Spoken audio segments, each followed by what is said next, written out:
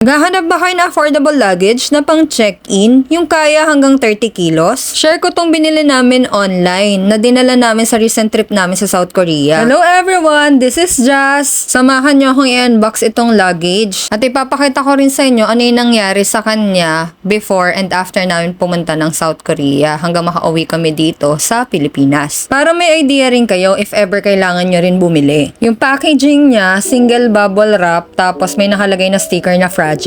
May box siya, tapos medyo napipi yun. Good thing, hindi naman naapektuhan yung ating luggage. Gumagamit ako ng gunting dyan guys. Kinat ko lang dito sa video kasi yung last time na unboxing natin na community guidelines. Di ko lang sure kung dahil dun. Pero sa YouTube alam ko ganoon. Medyo malaki siya kasi 28 inches yung size nito. Sobrang iksi lang ng preparation namin for this trip. After kasi na-approve yung visa namin, nag-decide kami na aalis kami in 2 weeks time. Tapos inuna kong asikasuhin yung flight and hotel bookings namin. Tapos nung nagpe-prepare na ako ng mga gamit na dadalhin namin, nakalimutan ko nga pala na wala kaming luggage na malaki na kaya hanggang 30 kilos. Bibili sana ako sa mall kaya lang naisip ko mahal dun. Kaya nagtry akong i-check online. Nag-check ng mga reviews kasi syempre mga personal na gamit natin yung ilalagay natin dito. So kailangan matibay. At maganda yung quality yung makuha natin. At ito nga yung napili natin. Lightweight siya, tapos waterproof din daw. Familiar ba sa inyo yung design? Halos kamukha niya yung isang sikat na brand na luggage, letter S nag-start yung name.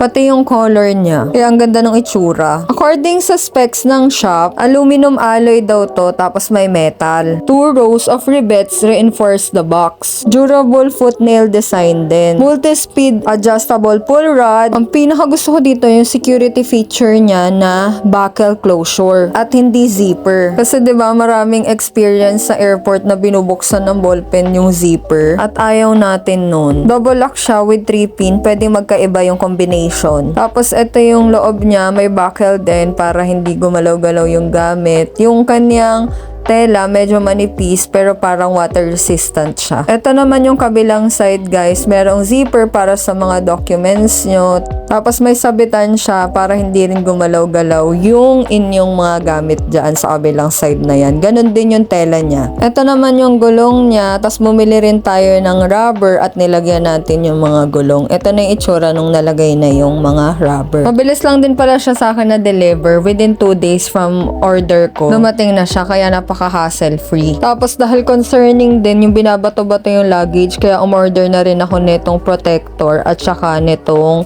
luggage strap. Dagdag security na rin kasi may 3 pin din to, tapos di rin basta-basta bubuka yung luggage natin. At good thing, bumili talaga ako nito kasi malalaman nyo mamaya doon sa bandang dulo ng video kung anong nangyari sa luggage natin. Yung luggage pala guys, may iba't ibang color. Same with this belt, may available din na iba't ibang color nito. Pwede kayong mamili. Pwede nyo rin lagyan to ng name nyo tapos ng details nyo para in case mawaglit yung inyong luggage, meron kayong information na pwedeng pagdalhan sa inyo. Tapos ito naman yung protector, yung material niya, yung parang sa plastic cover ng mga notebook.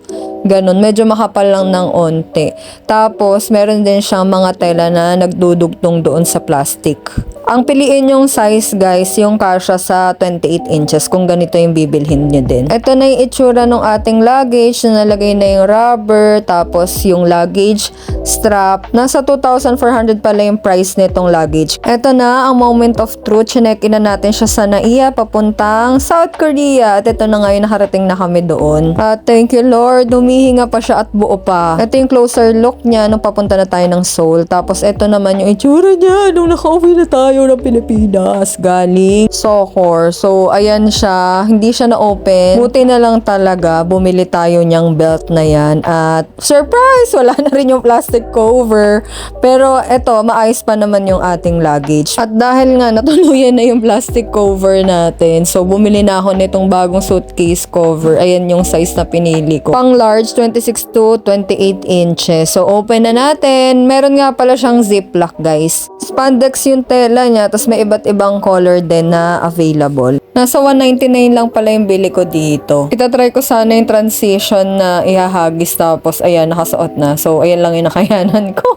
Kita pa rin ako sa video na ako yung nagsuot para makita niya rin guys yung itsura niya pag naka lagay na. Ayan, may garter siya sa ilalim para hindi siya mahila pa aakyat. Tapos meron pa yung lock sa ilalim, yung nagdidikit. May butas siya sa gilid for the handle pati sa ibabaw. Ito na yung itsura niya guys pag nakalagay na at naka-sealed na sa ilalim. Iwas gasgas din to sa ating luggage at pwedeng patungan nung luggage strap. Kaya kung gusto nyo rin po nito, ilalagay ko yung link sa comment or description.